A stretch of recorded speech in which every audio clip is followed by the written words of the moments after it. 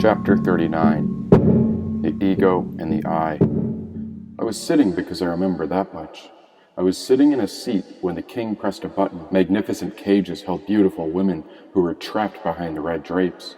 All of these stunning mistresses had tiny tops and almost nothing on bottom when one of their cell doors opened.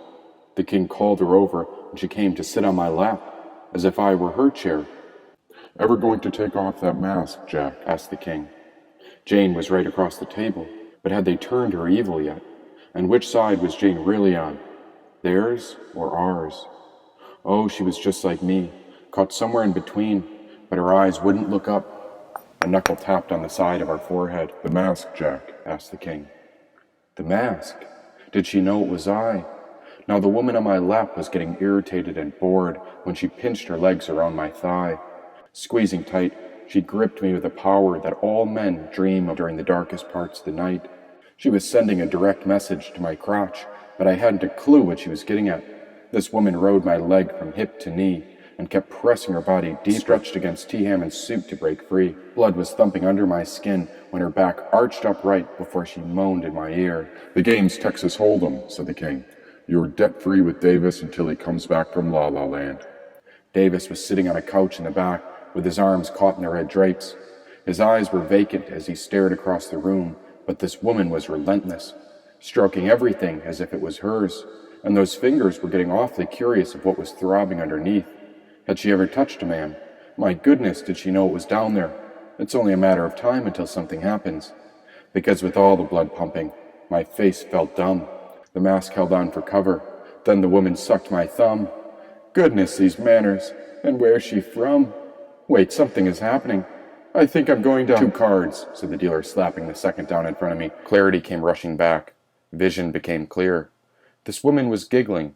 Not again. Oh, dear. She didn't love me. She didn't even know who was under the mask, and yet she'd taken full authority over T. Hammond's body with those beautiful legs. The attractive woman looked back when I caught sight of her pupil. I saw inside her soul, and there was barely any light or love left because I saw a demonic spirit staring back.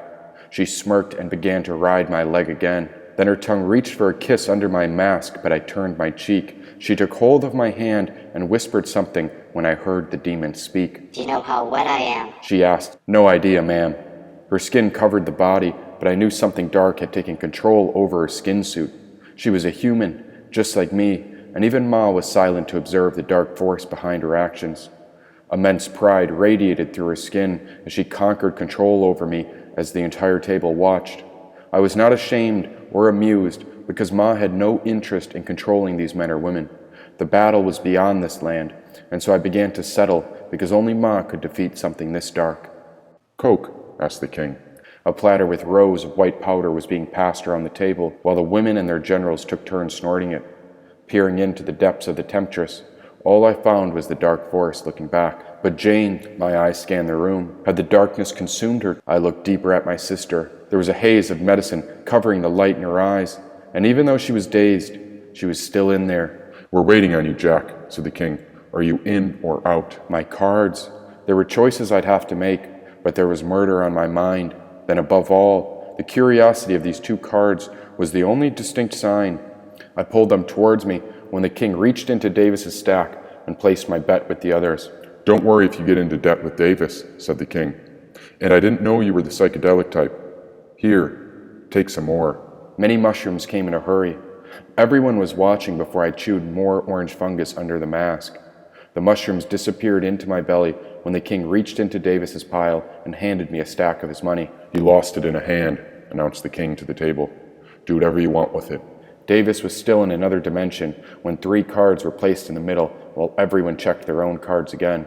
Well, I'd forgotten the rules, so I'd lose the game. But I didn't need cards to tell me that. All that mattered was Ma's curiosity of what could be waiting in this hand. "Going to look at your cards?" asked the king. I thought about looking, but if the psychopomp was right, then all cards come based on my own choices. There was little I could do to change the hand I'd been dealt. "The way a man plays cards says a lot about him," said the king.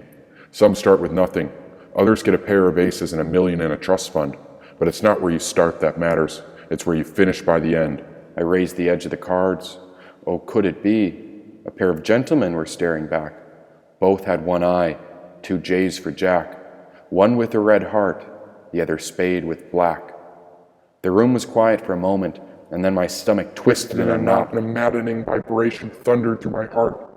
The force came so quick that I knew this was the fungus acting up. Vision shook while light scattered across the room. No one else could see it. Everyone was focused on the game, but I saw the room twitching when a dark shadow jumped up from behind the people. I caught sight of the troubling demon that came forth out of thin air. The spirit hung above the crowd, but I refused to look into the eye of its essence. One by one, I watched this demonic spirit seep through each person's skin to taunt me. This was a wicked force among us, aligned with the gray and black smoke, and it was taking control of any being under the king's command while I watched the mere vapor shift between bodies. Only after it touched all of them did I dare to peer up at it.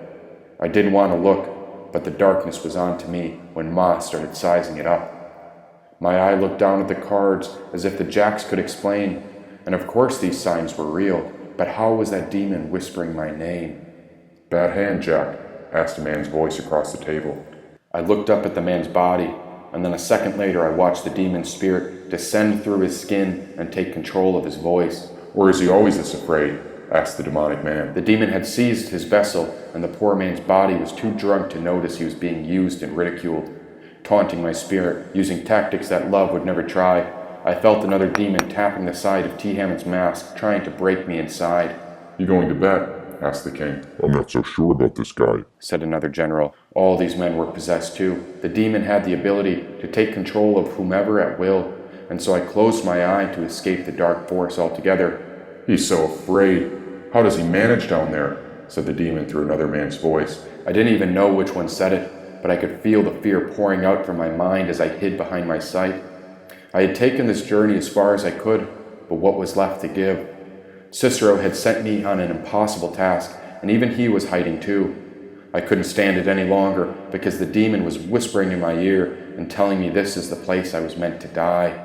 They were laughing at me when I reached for the blade, but before I touched it, I felt Cicero tap my boot. His voice whispered from somewhere underneath, "We can wait and see."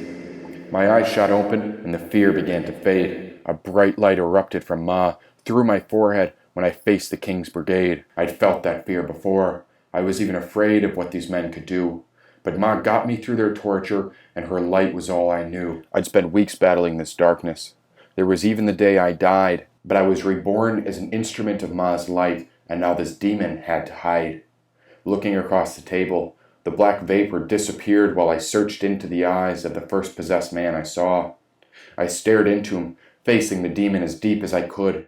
But it wouldn't reveal itself. The fear wanted to trick me, but all fear knows is to be afraid.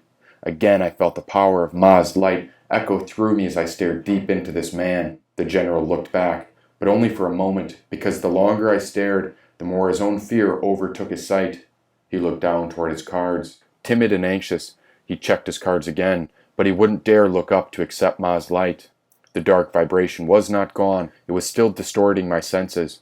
But our mind had risen above that plane where a higher vibration was guiding me. The demon had never left. It was evasive like a stream, impossible to hold, yet taunting us like a bad dream. The man checked his cards again and, "Are you in?" asked the king. He was asking me the question, but my eye wouldn't budge. My light was focused on the general across the table, the way love doesn't judge. He was light trapped inside a body, but the demon had control of his sight. I wouldn't move again until... "Answer him!" yelled the man with all his might. "As long as I don't quit, then the game continues. Is that right?" I asked. "Then put your money where your mouth is," said the general. I continued to stare through him when I reached into Davis's money and dumped a pile of bills on the center table. I hadn't a clue what I was doing, but I'd silenced every last man and woman. "I wouldn't want to lose too much if I were you," whispered the king. "You wouldn't want to be stuck in debt with Davis when he comes back." I leaned over to peek at 3 cards waiting in the middle. This game was a riddle of sorts, and the complex sequence of cards started with a black king of clubs, then a red queen with loving hearts, followed by an ace covered in diamonds. "A powerful flop," said the king, splattering more paper bills in the center. "And when the game goes in your favor, take a fool for all he's worth. I raise." Nope, I fold, said a different man before turning his cards in under the pile. "I'm out," said another general. This guy Jack is a weird motherfucker, said one man. and I'm making sure he doesn't win this hand. The fear made some of these men nervous, and so they folded their hands away, but I remained patient because I was certain the mushrooms knew the way. My eyes didn't move off the general. Now everyone was watching, but lost souls cannot see. They thought they were protecting him, but the jacks were with me. Reaching into Davis's pile, I splashed another handful of money over the table while the $100 bills rained down. My eye locked onto the demon in the general's body and watched the man's face fill with red rage. Jack, be careful. Don't get greedy now, said the king. When the fear says you can't, call it a lie with no use. I knew they were testing my courage because quitting was their only excuse. Another man folded, but the demon wouldn't give. It slipped into a new man's body because it was dying to live. Twisting and turning, this man was scratching his hair. The demon knew he was losing, and so this man folded his pair. I caught the demon as it leapt out from the man and jumped across the table to hide behind the crowd of women looking on. All these poor souls were lost in the ego, their own selfish desires, and I couldn't tell which body the demonic darkness had taken refuge in. Jack's a strange one, and I mean that well, because he's very good at what he does, said the king, patting my back. He knows something about making others afraid. I was afraid once, back when I lost my sister. But I'm not afraid anymore. Jane's mouth dropped wide open when I said it as a man turned over another card in the center. The riddle grew to 4 cards, showcasing the king, a queen, an ace, and a 2-eyed jack looking back my way. The preacher got up from his seat and started pacing behind the group while Jane seemed stuck in place. Everyone watched the king splatter even more paper bills onto the table. Again he splashed an entire stack, turning the table green. Ah, but the fear is important, Jack, said the king. You should be aware when you're in too deep. You could lose everything, even the things you love. His foot swept under the table to kick the kitten. I heard the cat hiss as she hid under my chair beside the bag of drugs. I reached for the arrowhead, but I felt her tail wrap around my wrist. We can wait and see, whispered Cicero's voice. The king was right. Fear is a powerful force, but all that fear is only afraid because it forgot how to love. A man lit a lighter from his hand, while the orange ember burned through the cigar in his mouth. Smoke came over the table while I watched the orange ember breathe. Cigars were passed down the table with the compact flame. The king flicked the end of the lighter, and another flame came to life. She was spreading through orange embers for everyone to see. Macaulay Jack's light was growing. The king took a puff before the lighter was passed down to me. The moment came and went before I picked up the compact flame and set fire to the green bill in my hand. The $100 bill was ravished, and then the king's portrait disintegrated like the wind pushing sand. A light was burning, screaming for Macaulay Jack. Stop, yelled the king. He smacked the paper out of my hand and batted the flame out on the table. It was silent until the king caught his breath. Are you fucking crazy? Fear will always be afraid. It will never know what love would do to save us all. I could take everything from you if I wanted. Do you understand me? Said the king. Never light a fire on this ship. These walls are closed for a reason. All it takes is one stupid mistake, and all these walls would open. No one is free until I say so. The last card was drawn, and Well, isn't this something? Said the king, raising his bet even higher. a jack of diamonds was revealed beside the other jack. There were 2 jacks on the table and 2 jacks in my hand. If I needed another sign from the goddess of the jack, then this was it. I took another look at the ember on the king's cigar when I grabbed every bill from Davis's pile and dumped it into the center. You think that's bravery, said the king. Gentlemen, don't you see it? He's not afraid of anything. The man is willing to risk it all, and that's why he's an extractor. Screw this, I fold. Said the last man I'd been staring at. A quitter. The demon exposed its darkness too early, and Ma's light was too powerful. Only the king and I were left. Do you know how much that is? His fingers rummaged through the bills. It's over 28 grand. The king paused and needed a minute to think. He took a sip of whiskey and checked his cards while the room waited. They were staring at the game, then at my eye, but never at the king. You know, sometimes we're not always born where we ought to be, said the king. Life gave you a bad hand, Jack. That's why I'll hide behind that mask all your life. But I'm going to call your bet, and once I win, I want you to show everyone how ugly you are behind that mask. He paused and began piling bills onto the table. Money won't save you, added the king. You'll be in debt with Davis for some time after this. He turned over his cards and revealed 2 aces. Full house, said the king. This was a full house, and even the demon was aware. But what happens to the riddle now? Nothing. Oh, it hurts, doesn't it, Jack? He began reaching for the money. Now show us the truth. Show us the bastard hiding behind your mask. Jane's eyes were fixated on me, and then at the cards. Meanwhile, all the men and women started laughing. My left hand reached for T. Hammond's chin to pull the mask away, while my other hand gripped the arrowhead tight.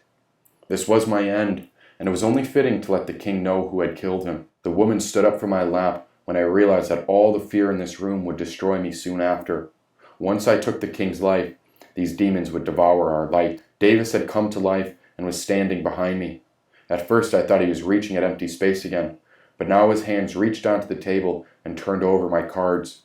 Everyone's jaw dropped. 4 jacks, said the king in disbelief. I stopped raising my mask when it got up to my lips. God damn it!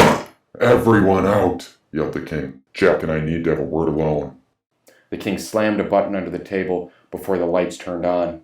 Cages hidden around the room were revealed. Every red curtain swayed open except for one in the very back. Then all the women trapped in the cells were released. The king stood up and began pacing away from the table, putting his hand on his hips in disgust. Don't leave, Jack, he said. We need to talk. My eye saw Jane long enough to notice that the light was still in her.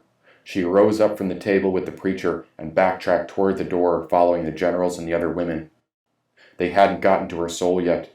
She was still the same Jane I always knew.